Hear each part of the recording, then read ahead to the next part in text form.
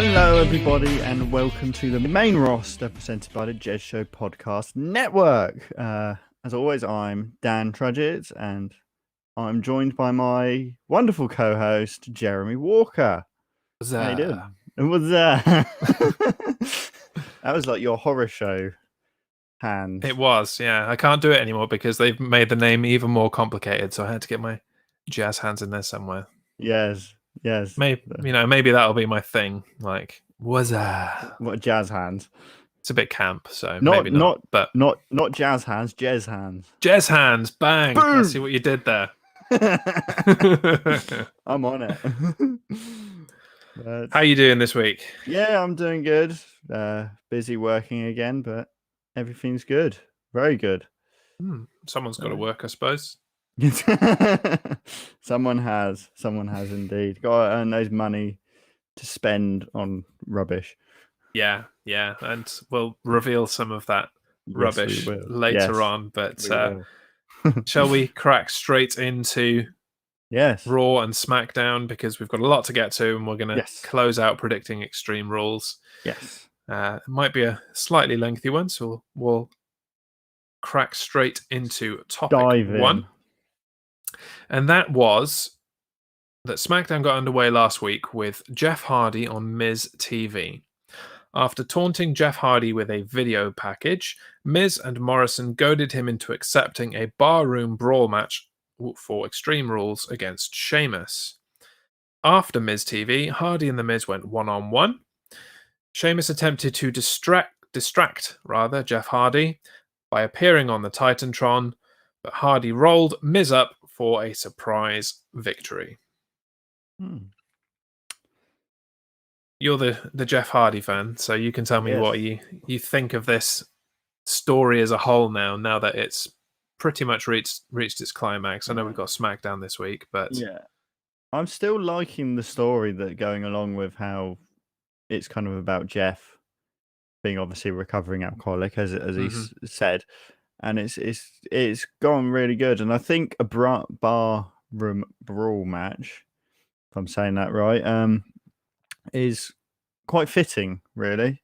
Yes, yeah, and it also gives WWE the opportunity to do something like that that's a bit kind of edgy and close to the wire as far as Jeff Hardy's concerned. Yeah, but there's not going to be a drop of alcohol in the place. Let's be very clear on that. Everything that they use, exactly. It's going to look like alcohol. It's going to look like beer. It's going to look like spirits, whiskey.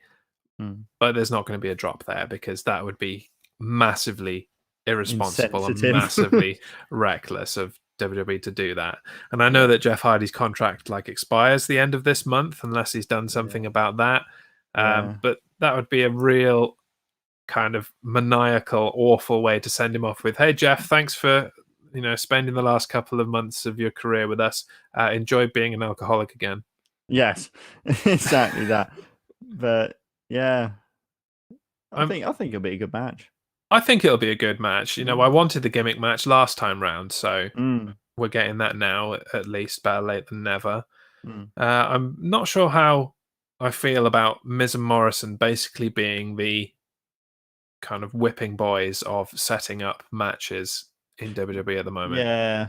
They just bounce from one week to the next. Right, which rivalry we're going to interject these guys into and make one of them lose this week. Yes. And, Go out there and do our bidding. Yeah.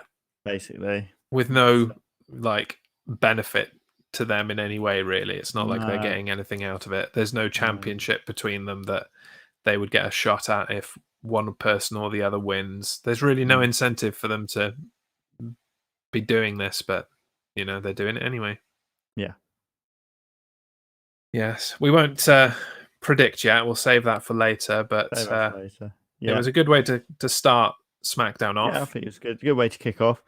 It didn't really get any better. Next bit. So SmackDown this week also featured a karaoke contest for some reason, and Naomi won apparently. But then was jumped by Lacey Evans, and a match broke out briefly, but it descended into a brawl once more. Yeah. This Yeah. was a thing that happened. Yes. I got a kind of like early 2000 divas vibe from this sort of thing. Yeah. When they used to do We're like not going to bikini do contests. Yeah, we're not going to do bra and panties matches or bikini contests anymore. We're going Yeah. to do Karaoke. other things that stop the women wrestling. Why aren't these women actually wrestling rather than doing this nonsense? God knows. The only bright spot God of it for knows. me was Tamina like speaking time to play the game, basically. Yes. And looking really sinister at the same time. Time to play the game. It's time to play the game. Like, all right, Tamina, chill out. I was just only a getting song. really, really cringed at that bit. Really, and at Dana Brooks' bit.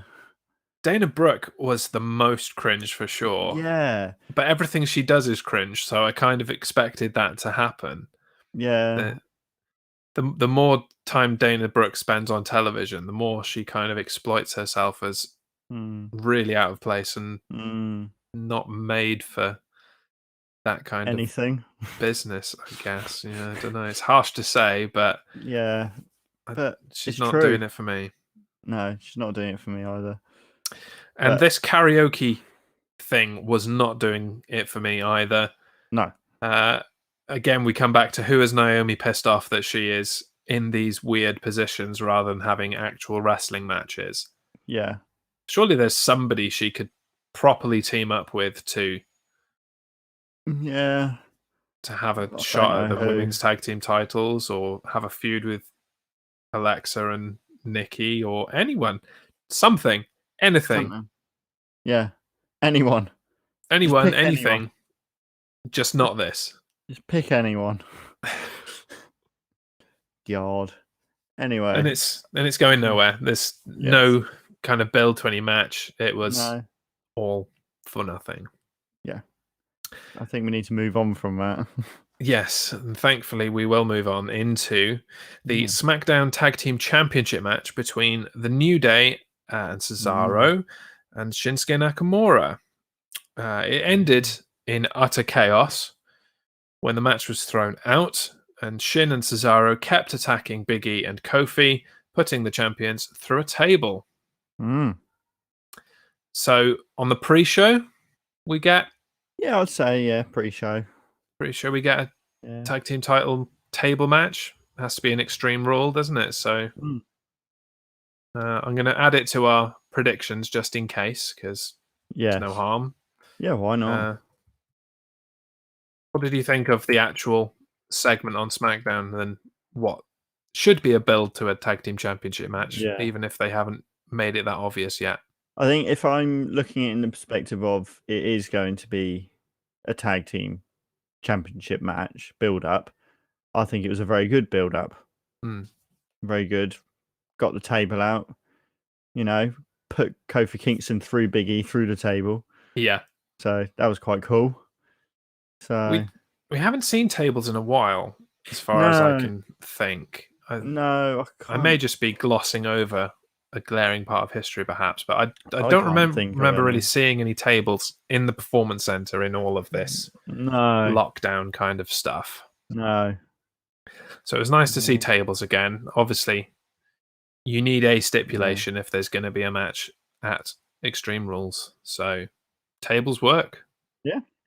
We like seeing people get put through tables, so it's all absolutely good. Yeah, and it's an easy opportunity for the New Day to retain their championships without having to out-wrestle arguably the two best wrestlers on the entire roster. So a tables match gives them that kind of glimmer of opportunity, at least. Yeah. Not that that's definitely my prediction. I'm going to think about it as we progress in the show. As we go through. They have that out of it being a tables match. So yeah.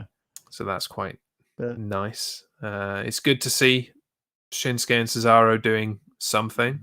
I'd much rather they were in singles competition around the Intercontinental Championship, maybe. But this will do for now, especially if they it'll be all right for now, consider putting the strap on them. That would be a big move for them. And that was pretty much all she wrote for SmackDown. It was a bit of a weird. Yeah, it was. There wasn't one. really much to say about it, was there? No, they re-aired the Bray Wyatt Braun Strowman match from Money in the Bank, was it? Yeah, I kind of skipped over that bit because I did as well. Yeah, I've seen. I watched this WWE. I was there with you. I don't need to see it again. So was I. It was. It was the only good thing about that pay-per-view. So yeah. Well, apart from Dana Brooke thinking she won the Money in the Bank briefcase. Yeah, the novelty's worn off on that for me. But anyway, shall we crack into Monday Night Raw and see if they give us anything better? So Dolph Ziggler started off Raw as a guest of the MVP's VIP lounge. Ziggler continued to accuse WWE Champion Drew McIntyre of being ungrateful, but did not offer any stipulation for the pair's championship match this Sunday at the Horror Show, at Extreme Rules, at WWE Performance Center, at Orlando, at Florida, at the World, at the Universe, at Time and Space. I did, for the people that obviously haven't seen our show notes, which is everybody, I ended that sentence ... knowing exactly this is where Dan would go with it. So I'm not disappointed at all right now. Good. What do we think this stipulation's going to be? Heath Slater on a pole match. That would be funny. Just Heath Slater just dangling. No, it'll be that Heath Slater will be in that cage, the shark cage. Yeah, dangling above. It will be that. Whoever lets Heath Slater out of the cage is WWE champion. Whoever lets Heath Slater out of the cage can use Heath Slater as a weapon. Oh man, picking up Heath Slater. Bash! Bash! Take that. Massive Vince Russo-esque swerve halfway through the match where it's whoever gets to Slater first wins the title. Slater just opens the door, gets out, and declares himself WWE champion. Bucks. Yeah. Job done.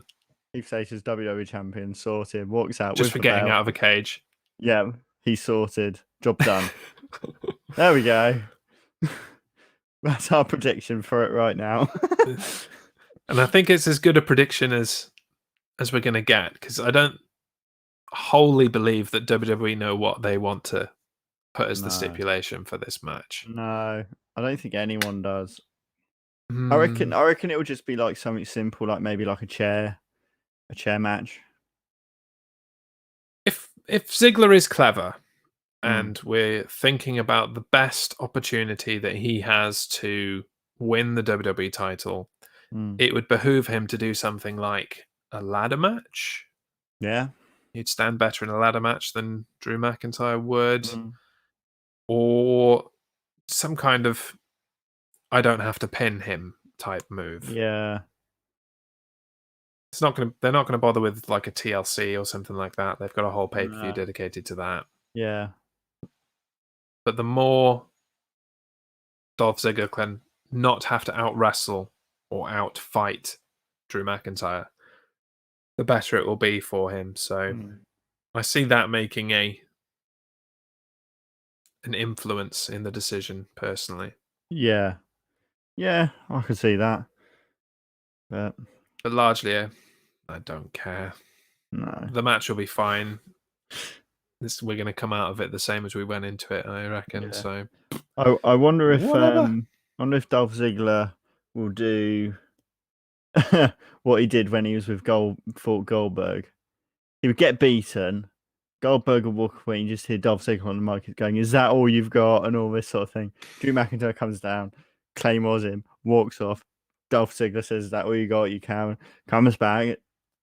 Why do I feel like that's going to happen? They're going to have to fill the time somehow. They haven't really got enough matches to fill this card, so no. Depends how long their cinematic matches take, I guess. But yeah, but yeah, let's move swiftly on. So if Dolph Ziggler can't get his gratitude and good feelings from Drew McIntyre, maybe he can get some from LSW Mind Cards. LSW, you like that, didn't you? I did. LSW Mind Cards are a pack of 45 individually designed cards, each with a tool or task to help you increase your well-being, boost your mood, and help you move towards a more fulfilled life. Visit thejezshow.com/LSW to find out more and pick up the pack of cards that will change your life today. Yeah, very good line. It's almost like I wrote it.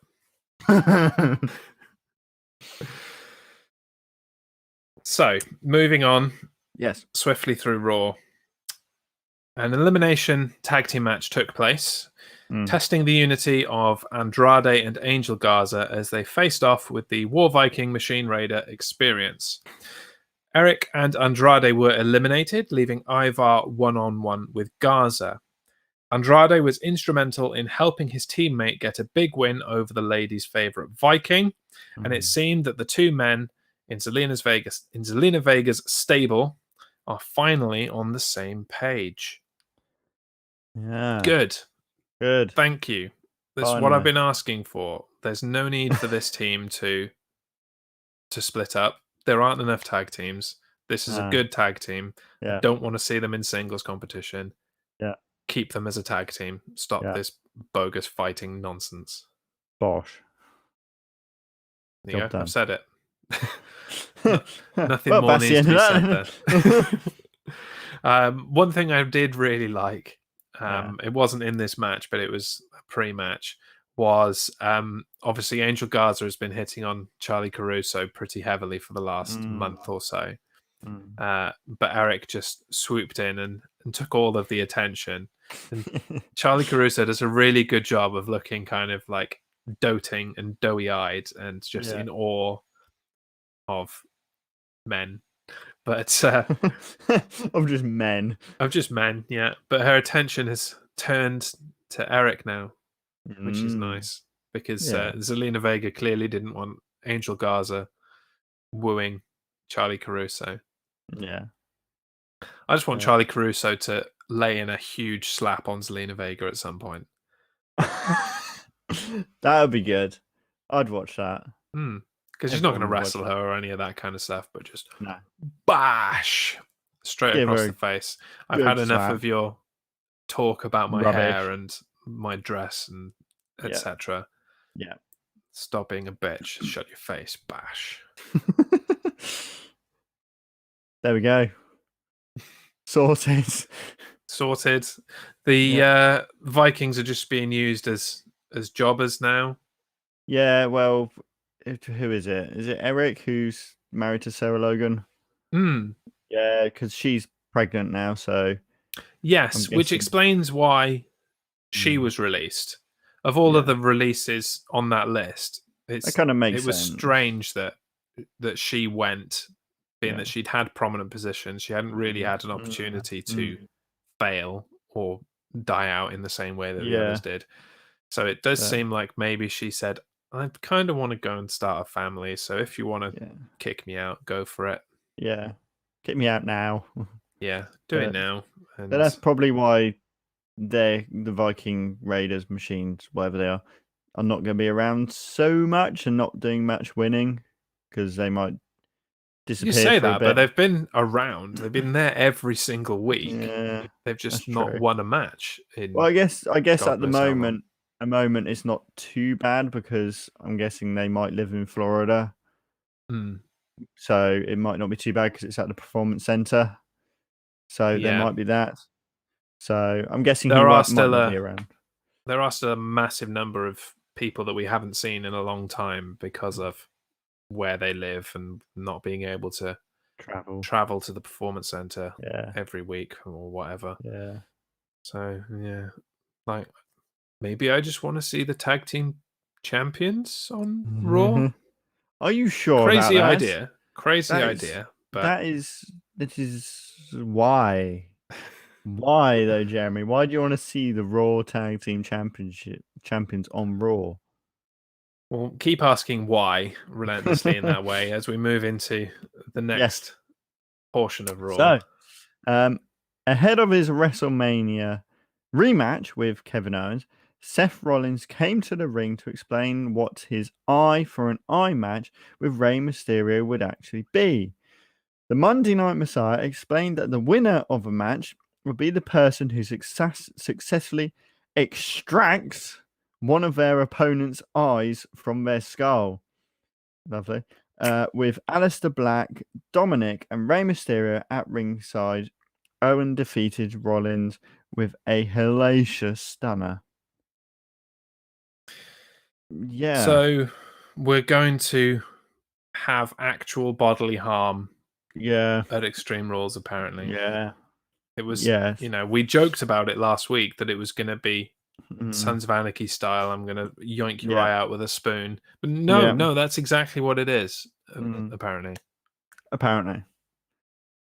So I don't even know if I want to see that. Even though it's going to be totally fake and it's going to be like special effects, somebody's eyes getting popped out. But I don't want to see that. Yeah, I know. That's not even like, I know they've moved away from PG, but actually showing that or having allusions to that isn't even like teen content. Like, you're moving into explicit 18 plus content there. Yeah. So how are you going to do that? How are you going to justify that? I have no idea. To the networks and to shareholders. It's just another one of these things that I'm not sure that they have thought through. They're just like, yeah, that sounds fun. Let's do that. Yeah. How are we going to do it? Oh, Dave, what do you think? How are we going to do that? just rip out your eye. It's easy as that. Just do the classic gobstopper. Oh, my eyes out. Well, there you are. Jeremy's called it. But the gobstopper for an eye match. But I understand, segueing neatly, that you have some rumor about this match at Extreme Rules in your dirt sheet. Shall I play the jingle? Go on, play the jingle. Dirty. Here we are then. Let's dish the dirt in Dan's dirt sheet. So you have alluded to this a bit when you were saying what's going to happen at it, and there was rumors that it's going to be 90% of it is going to be CGI'd, this match, but also with a lot of prosthetics. So there's going to be a lot of fake stuff going on.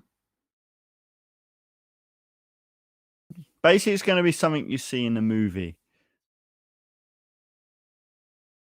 I have no words. I have no words. Why? Whether there's going to be any actual wrestling happening in this match, I don't know.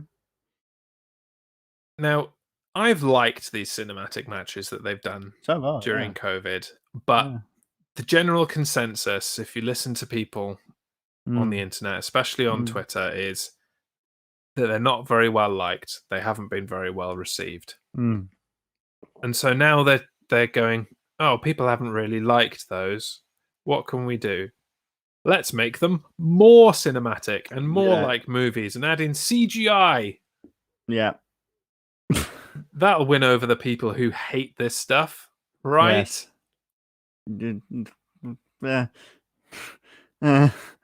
Meh, indeed. Yeah. I hope I'm wrong. I hope this is, a highlight on the calendar and that it's really entertaining, because I've really liked the direction that Seth Rollins has gone in. I've liked this Messiah character. Yes. I haven't wanted to stab Rey Mysterio in his other eye quite as much as I have in the past. So he's been tolerable, I think, is what I'm trying to say there. Oh dear. So yeah, we'll see. We'll see. I don't hold out too much hope. Yeah. Well, that was it for my dirt sheet. It's only one thing today. Cool. So yeah, obviously keeping things very firmly under wraps in WWE. Yeah, they are. They seem to be. I just want to hear something about the swamp match. Well, I want to see the crocodile. or the alligator, or whatever it is. I want to see the crocodile get elbow dropped. I forgot to. I haven't seen it. I haven't come back across the video I told you about. I can't remember if I told you about it on air or not. Yeah, you told me about it on air. There you go. Yeah. Yeah. Elbow dropping in the swamp. If that's not incorporated into the match, I'm not watching it again. Anyway, let's move on. Yes. To a bright spot on Monday Night Raw. Bianca Belair finally made her return this week after having not been seen really since she debuted on the Raw after WrestleMania. Belair teamed with Ruby Riott to defeat the Iconics. Iconic.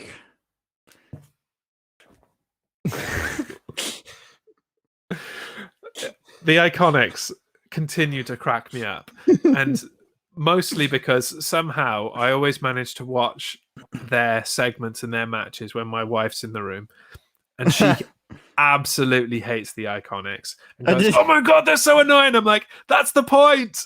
They're doing their job so well. They're so goddamn annoying, and that's the point." Their characters. It's the best characters ever. But they are so irritating. But they're so good at being annoying. Like sometimes, like the Australian accent can be a little grating. Mostly, it's fine, but a high-pitched Australian accent is really sometimes shrill grating. Yes, and shrill. And they've just stepped it up to another level, and they're always up here at their kind of pitch level. Yeah. So they're so good. And the banter that's been going back and forth between them and Ruby Riot's been quite entertaining as well. Oh, yeah. But again, this is going nowhere. Yeah. This is a build to nothing. This is just a place filler, really, isn't it? The best content that they're producing builds to absolutely sod all. Typical WWE. Thanks, Guy. But Bianca Belair's back. Do you like Bianca Belair? Yeah, I like Bianca Belair. Can we just ask her where her husband is, the Raw Tag Team Champion? Yeah, maybe they don't want to have them both on the show at the same time. It's like they take turns. Yeah, that's true. Well, mind you, they had that one moment where they were both on TV. They did. But that was one moment. Yeah. That was it. For a slight second the week after. Yeah, and that was it. Hopefully they will start to incorporate her in some singles feuds. I'd like to see shortly. A few more. Yeah. See a move towards the championship picture.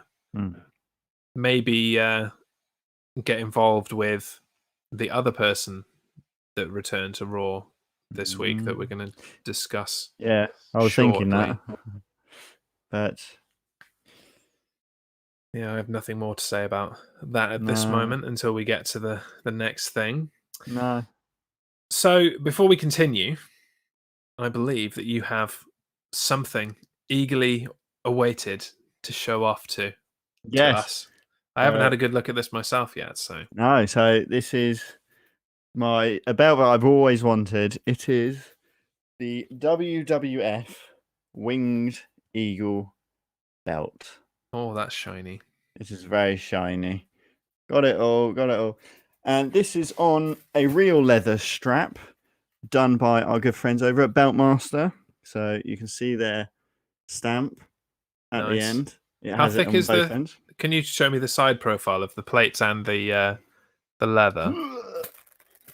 So I don't know if you're able to see nice. Yeah, I can. Yeah, it's quite thick, quite thick. Because am I right in saying that they did at least they sourced the plates for you as well? They sourced the plates. I don't know. I'm not 100% where they got them from, but they're very well made. And then they put them on a leather strap.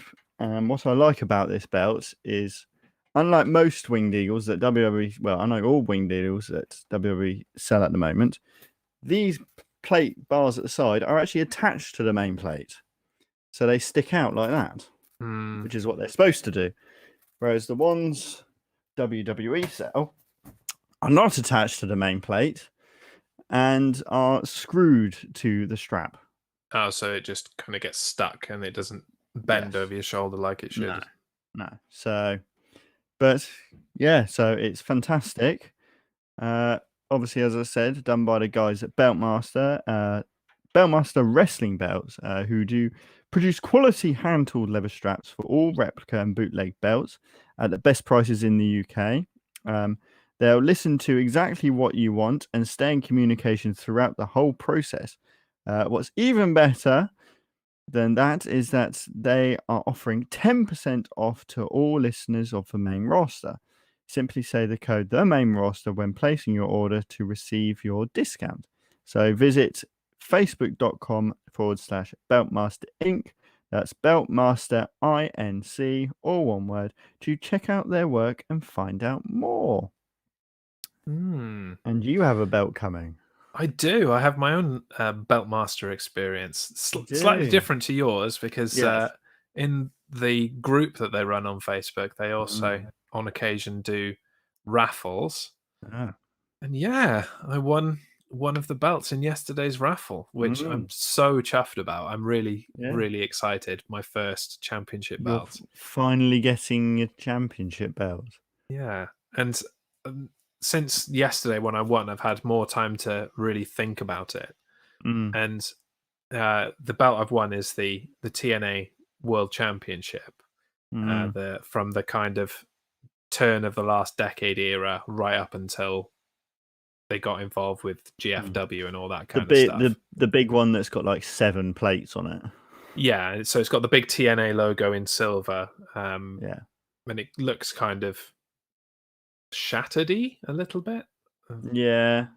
I can't remember really how to describe it, but I was thinking about that belt and how that is the perfect first belt for me because little known fact that in one of my previous kind of writing jobs, roles, whatever you want to call it, I did a lot of work with TNA Wrestling, Impact Wrestling, right up until the merger with GFW, and for a little bit over it until that went completely awry. And so I've spoken to a lot of the guys that held that belt.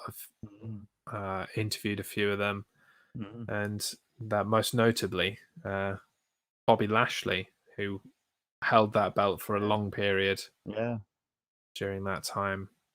So I've got a link to that belt, tenuous as it is. I've got a link to that belt, so that's good. I'm quite happy that that's the first championship belt that I will ever own. That's really good, and hopefully it will be over my shoulder next time we go live here. Yeah, that'd be good to discuss Extreme Rules. Good to see you with a belt, joining the family. Yeah, about time. It's happening, bro. It's happening. It's happening. Right, let's move into a championship that I will probably never own. No, me neither.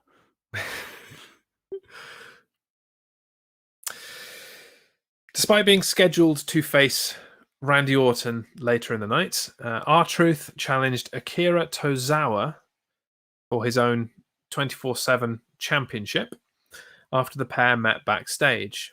Luckily for Truth, Shayna Baszler Shayna Baszler chose this moment to make her return, dispensing with the ninjas easily before putting the entire women's locker room on notice. In his match later with Randy Orton, Ric Flair promised that he wouldn't punt him in the head, and Orton made quick work of Truth with the RKO. After the match, though, Randy seemed poised to break his promise, which drew the Big Show to the ring. They have agreed an unsanctioned match next week. Right. Cool. Yeah. Not at the pay-per-view. Great. How do they, justify the idea that these guys are independent thinking, independently minded kind of guys? They know there's a pay-per-view on Sunday. Why would they challenge each other to matches not at the pay-per-view? Like, from a realism point of view, that's total crap. Yeah, I know. And this is why you need a general manager or someone, because they could say, I challenge you at Extreme Rules, and immediately the general manager could come out and say, well, hold on a minute, it's a bit full, you can't get in there, there's no room at the inn, but you can fight on Raw. Yes. Like, oh, okay, great. Get people watching Raw after it. Thanks, manager. Yeah, cheers. But then it makes sense. Yeah. No, I'm gonna fight you at not the pay-per-view. Yeah, and Raw. Because reasons. Yes. Because I said so. But R-Truth seems to be further losing the plot, if that was possible. I don't know if that's possible. He did go through his little Jimmy face. That's true. Which was brilliant, by the way. I did enjoy that. Yeah. Little Jimmy. I wish he'd won tag team titles with Little Jimmy. Oh, that would have been perfect. There's still time. They can bring him back. Oh, I don't think they killed Little Jimmy. He can still make a return. Little Jimmy could be the one who stabs R-Truth in the back and takes the 24/7 championship. Oh my. Hey, if you're going to use CGI, Boom! Use it for something good. Yeah. That is it. R-Truth gets rolled up and pinned.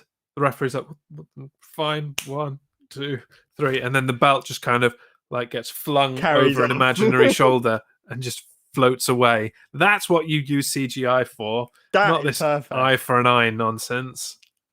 That suddenly just hit me. That is like that needs to happen.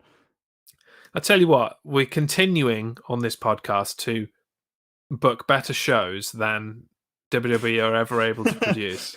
Shall we start up our own wrestling company? I may humbly say so myself. Let's start up our own wrestling company. Yeah. Once lockdown's finished. During a coronavirus pandemic. Once lockdown's finished, I think we should talk about this. But yeah, maybe I will go knocking on the local Fed's door. Hi, I write stuff. We good? Yeah, come on in. Great, thanks.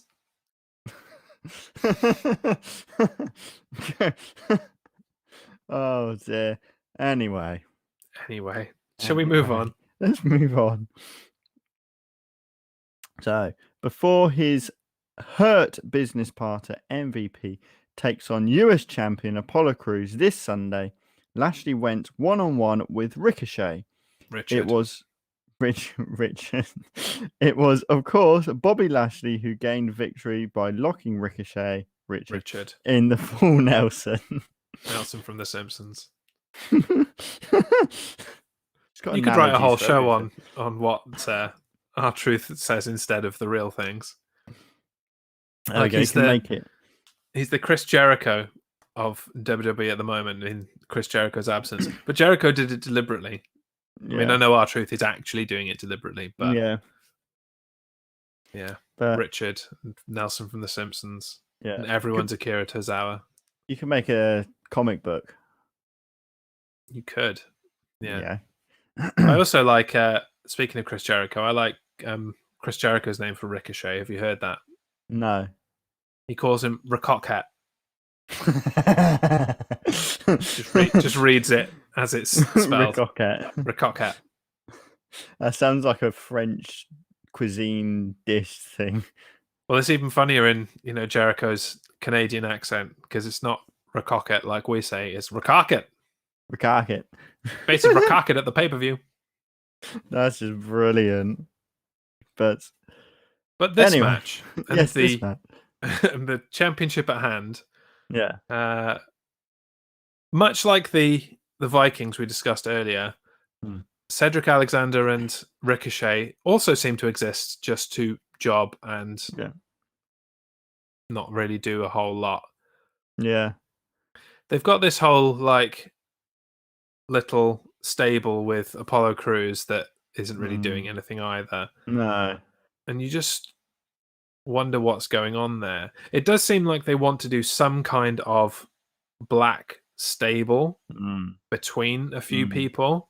And obviously everybody involved in this story at the moment is black, but they just don't seem to know what direction to take that in other than there are some black people in a team. Yeah. Which doesn't really a story make. It's just, It needs yeah. to be a bit more than that. I don't know what's happening. But it's still strange that Lashley is not getting this championship match. MVP is. It's still strange that MVP is carrying around the United States Championship and Apollo Crews hasn't come out and done anything about it. Yeah. I mean, he's injured after the being locked in the full Nelson for too long.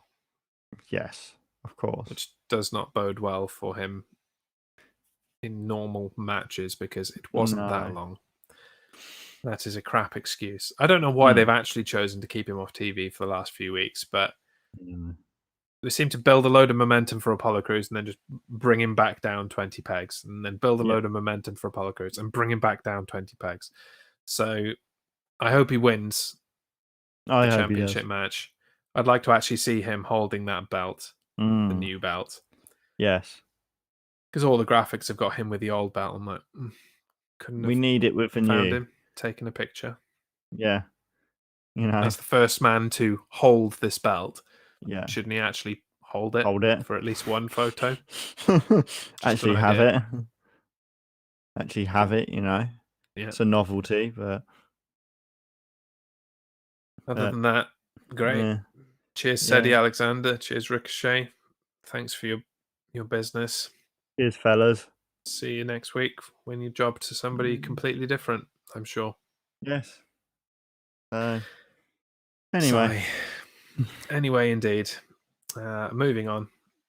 On SmackDown, Sasha and Bayley defeated Alexa Bliss and Nikki Cross in a tag team match.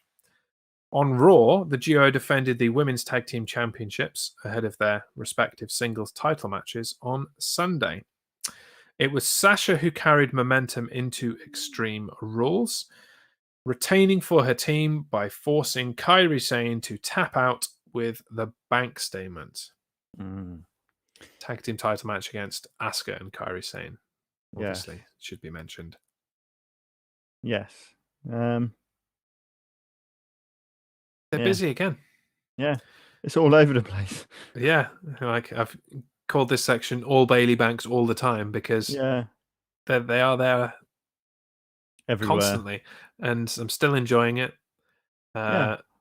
We mostly discussed how I would like to take this forward in the championship matches on Sunday. More on that as we get to the predictions, but keep up the good work. I can't think of anything more to say other than pat on the back for Sasha and Bayley continuing to do good things, whatever segment they're put into. Keep it going, girls. Yeah, I had to change their pictures on the screen this week because I've put it up so much. I'm like, I needed some different imagery, so I put them up without their belts this time, just to mix it up a bit, Change it up a bit. Change it up. But on that note, shall we crack on with some predictions for Extreme Rules? Yes. Let's do it.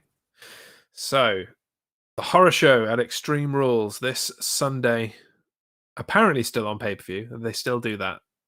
Really? Yeah, they do. They charge like $60 for it, but it's still on pay-per-view for anybody who is too stupid to realize that the network is 6 times cheaper. $9.99.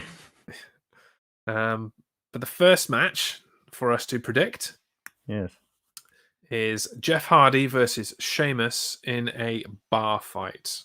What do you think? I think Jeff's going to win it. Based on the carryover from the last match they had that Sheamus won pretty handedly, I said then it would be a weird thing if after all of this stuff that Sheamus had done that Jeff Hardy didn't win and he didn't win. And so now I repeat again, it will be super stupid and super weird if Jeff Hardy does not complete this redemption story by defeating Sheamus, especially in a bar room. Yeah, exactly. It's in a bar. This will be like,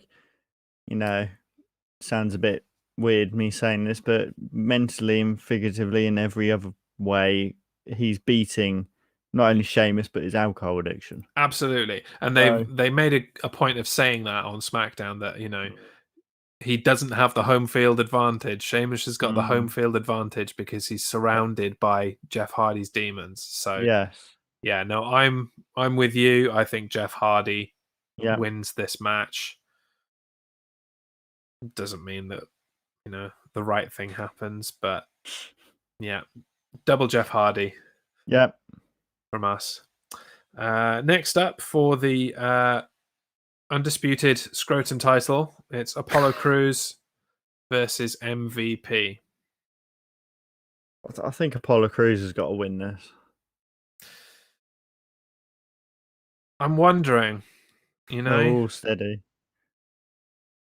Yes, Apollo Crews should win this, which is why maybe he doesn't.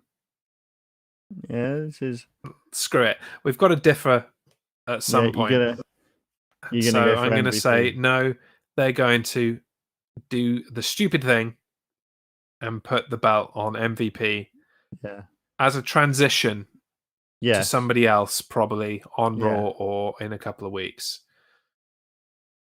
Maybe where Lashley betrays him, maybe, or Lashley betrays him. Yeah, you never know. I do think that belt needs to make its way to Bobby Lashley sometime soon. Yeah. Well, so that might be a nice way of doing it. It's a thick belt, so it's quite hefty. So. Only certain people are going to be able to lift that thing, man. Exactly. Bobby Lashley is a candidate for picking things up and putting them down again. So, yeah, exactly. But no, I'm going to stick with Apollo Crews. Okay, then I will be contrary and I will go MVP because we have to break this tie that we have over the last 3 pay-per-views. Was this winner takes all? It is winner takes all. Yeah, whoever wins this gets the 3 pay-per-view victories. Yes. And which is why after the Extreme Rules matches, I've got a few extra things for us to predict just to add a few tiebreakers in and make sure that this doesn't end in a tie. If this ends in a tie, I give up predicting. Like, it's not going to happen again. Next match then. Bayley versus Nikki Cross for the SmackDown Women's Championship. I really want Nikki Cross to win. I'm going to say Nikki Cross just because I really want her to win. And I think it's possible. I do as well. And I'm going to agree with you and say that Nikki Cross wins. And I'm going to be even more specific than that and roll with what I mentioned last week. I think that Sasha Banks accidentally cost Bayley the championship. Yeah. And then later in the night when it's against Asuka, I'm just going to throw this prediction out now because they link together. Yeah. Sasha Banks will win the Raw Women's Championship because of Bayley's help. So they'll probably have, if this comes to pass, the Raw Women's Championship will be earlier in the card. Yeah. Like, they're going for the clean sweep, it appears, because Bayley distracts Asuka, pulls a leg, whatever, somehow helps Sasha to win the title. Yeah. And then when it comes time to return the favor later in the night, oops, Bayley cocks it up. Sasha cocks it up, and Nikki Cross walks out with the SmackDown Women's Championship. Yeah. There are still the same number of belts in that group. They're still the tag team champions. There's still a women's championship in the group, but doesn't sit on Bayley's shoulders anymore. Her record-breaking reign is over. Yeah. And there's no way that Bayley can look at Sasha in the eye anymore because she did the right thing. She did the business, but Sasha cocked up. Yep. So that's my prediction. It's very specific. It's a good prediction, to be fair, if that is true. But if this isn't the plan, WWE, quickly Why change is it not the plan? This is probably better than what you've put together. Probably. Not that, I'm being immodest or anything. But no, I'm going to stick with. I'm going to do Nikki Cross on that one. Okay. Nikki Cross, let's do the Raw one it. straight after. Then, who do you think for the Raw Women's Championship? This is a tough one. I think I'm going to go for Asuka to be different to you. Okay. I can see yours is very plausible. Yeah. But I think Asuka. No, I think this is my theory now, is Bailey's going to lose it because Sasha Banks distracted it in the wrong way or what have you. So Bailey is going to refuse to help Sasha. So it's going to be kind of like that. And so Sasha can't get it done one-on-one against Asuka. Yeah, so Bailey will probably come out, but she won't help. Yeah, go and sit next to Corey Graves and give him a hard time or something. Yeah, like she usually does. Yeah. But yeah, so I'm gonna stay Asuka. So okay, yeah, cool. Yeah, that works for me. Yeah, yeah. We have to differ along this pay-per-view somewhere, so that's as good a place as any. Yeah. The WWE Championship: Drew McIntyre and Dolph Ziggler. Don't see us differing here. Drew McIntyre. No, Drew McIntyre. Yeah. As much as I'd like to see Dolph Ziggler win the WWE title, I don't want to see it at the expense of Drew McIntyre, who's on a great run as champion and deserves to carry that belt back until we can have some real audience there. I think he's going to hold it until we do have a live audience again. Because the pop he's going to get from the audience is going to be epic. Yeah. So even if it's a smaller audience, where they're saying you're only going to allow a certain amount of people in, the pop is still going to be amazing. Yeah. So yeah. So we're both Drew McIntyre. Both Drew McIntyre there. It was easy. If we care, Rey Mysterio, Seth Rollins, eye for an eye. It really depends on what it is. Like what? I think we've got all the information we're going to get. They literally have to remove the eye of the other person. I'm still not 100% clear on it. I know that's what they've said, but really, you kind of think that, like, really, is that really going to happen? But I really don't know. I'm going to go Rey Mysterio because of what's happened. Seth has tried it on with his son, trying to take his eye out, and all of Rey's friends. So I think Rey's going to go in there all guns blazing. So yeah, I mean, the logical progression of this story is that Rey Mysterio gets his comeback, his revenge, and then that's the end of it. Yeah. God, I hope that's what happens. Yeah, I'm gonna agree on this point and go Rey Mysterio. But I think there might be the potential of nobody winning because of the ridiculous stipulation. Yeah. So my backup to that is nobody wins. Yeah. We're certainly not going to win. No, we're not. I don't think. But finally, on the announced matches for Extreme Rules, then Braun Strowman versus Bray Wyatt in a Wyatt Swamp fight. This isn't for the championship, is it? Correct. It is non-title, as far as they have said on television all the way through this. I'm really not sure on this one. You start first. Okay. Well, yeah, that's fair because you've gone first quite a lot. I think that Bray Wyatt wins for this reason.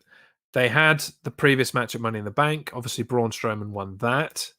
The end game of this is obviously Braun Strowman versus The Fiend for the title.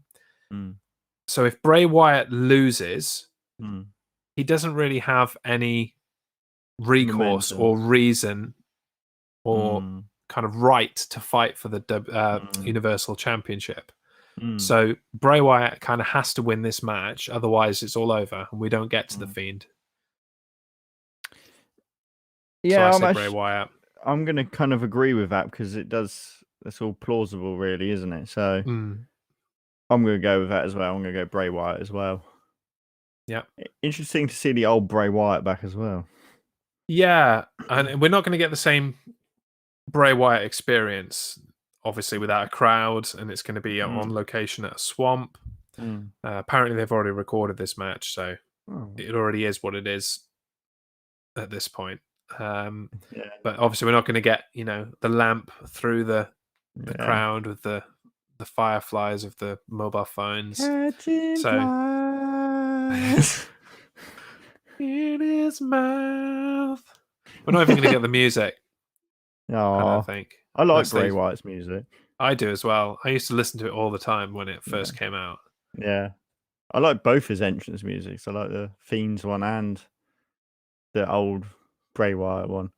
Yeah. And I like to listen to the Fiends theme when I'm in a queue for something because it encourages people to not stand near me when I'm piping that out of my headphones. No. That's just brilliant. Just go ahead and wear a Fiend mask. Well, face masks are mandatory in supermarkets and shops as of the 24th of July, so I'm going to need to get a mask. Maybe I get a Fiend mask from WWE shop. There you go. That'll scare the hell out of people. Just don't look at any children. Seek out children. Heard. Hey, kids. Look at my mask. Yeah, don't say that too often. Dad. Don't say that you're going to go seek out children too often, please. Let me in. Go on. Moving on. So that's Extreme Rules in the book. But I've got 3 other matches for us to predict. A, because that's interesting, and B, because we need to make sure this isn't a tie. Yes. So the match we feel is inevitably going to be added, maybe on the pre-show, a tables match for the SmackDown Tag Team Championships, The New Day against Shinzaro. I like that name. Do you want me to go first again? No, because I think it's just going to be The New Day. Okay. I just think New Day, they're like the tag team golden children of WWE. So just The New Day. I agree with you completely, but I do think it's time for a change, and hopefully that is recognized. As much as I said earlier, the table stipulation is an easy way for them to beat clearly superior opponents. I'm going to go with they don't do that, and Shinzaro win the tag team championships. I'd really like to see that personally. I'm so bored of the New Day as tag team champions. Yeah.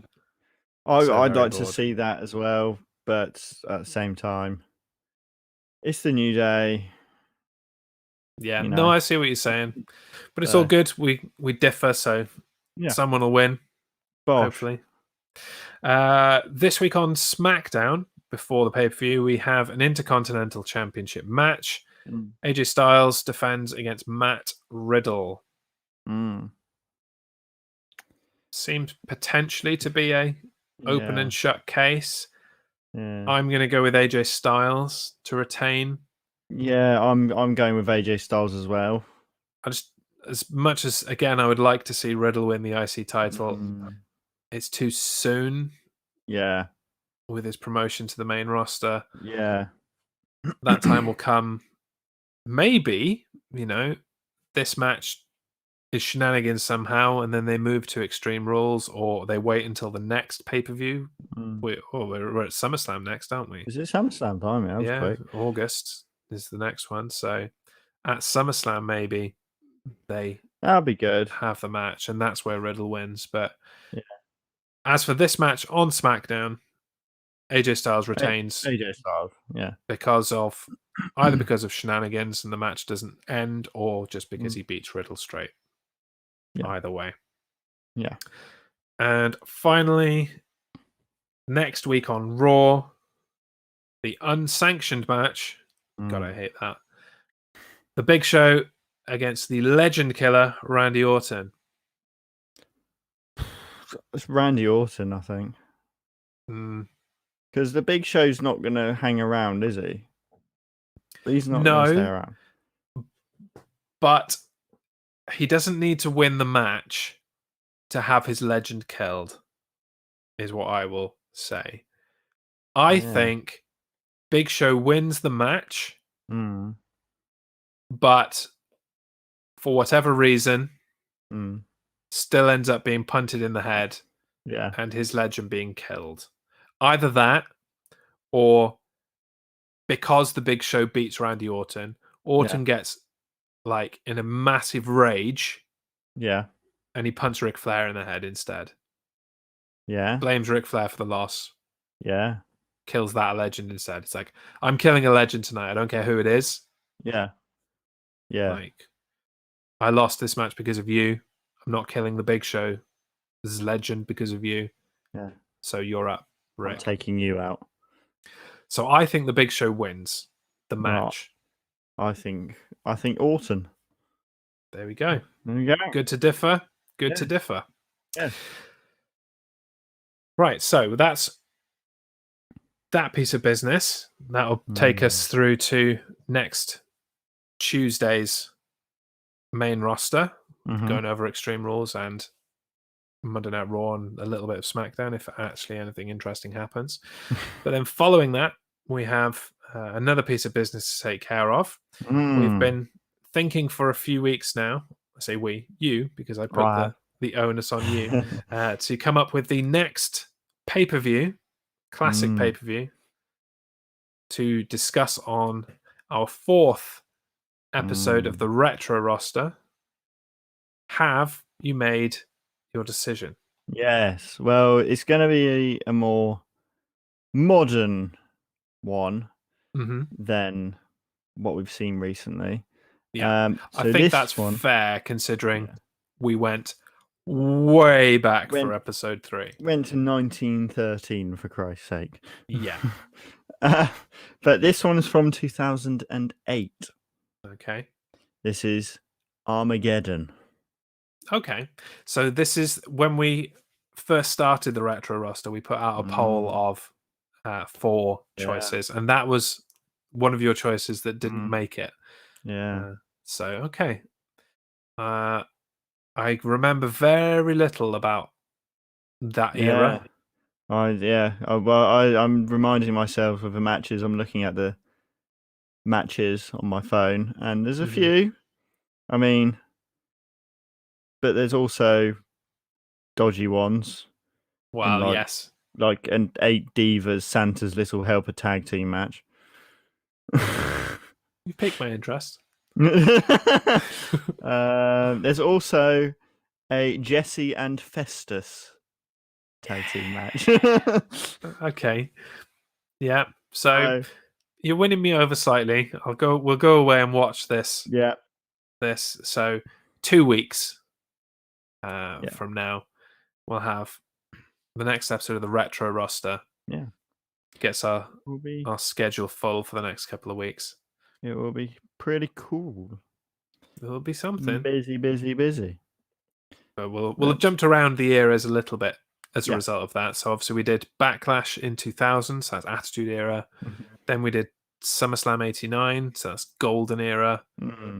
We did all the way back to 1913, straight through to the Golden Era, really. Yeah. So it's, early pro wrestling. Yeah. And now we're into the Ruthless Aggression era, but just about coming into the what do they call it, the HD era, or the PG era or whatever. Yeah, PG is what they go with, isn't it? Yeah. So this pay-per-view is one of the first in HD, I think. 2008 is when that started, so maybe 2009, maybe it isn't in HD. Can't remember. Ooh. Oh well, we'll find out. We will find out, and even if the pay-per-view is utterly terrible, which I dare risk it may be, at least it'll be something to discuss and talk about. And if it's crap, I blame you. Yeah, great. Do we have any other thoughts about current wrestling, old wrestling, anything we need to throw out before we come to a close? That's it, I think. Okay. Right then, in that case, I will begin to play the outro music. If people would like to bother you on social media, how can they do that? Find me on Twitter at at DannyT259. Lovely. I would like for everybody to be encouraged to head over to my Twitch page where this is broadcast every week. I'm trying to reach 50 followers on Twitch by my birthday in mid-August. I'm almost a fifth of the way there, so the progress is being slowly made, and between this and video games and 2 Minute Warning, the American football podcast, and my comedy podcast, there's plenty of content for you to be into. Head over there and give a follow. Like us on Facebook, follow us on Twitter, leave us a review wherever you listen to podcasts, and tune in next week for our review of Extreme Rules. Yeah. I've been Jez. Yeah, and I've been Dan. And you've been listening to The Main Roster on the Jez Show Podcast Network. Thanks for joining us. Goodbye.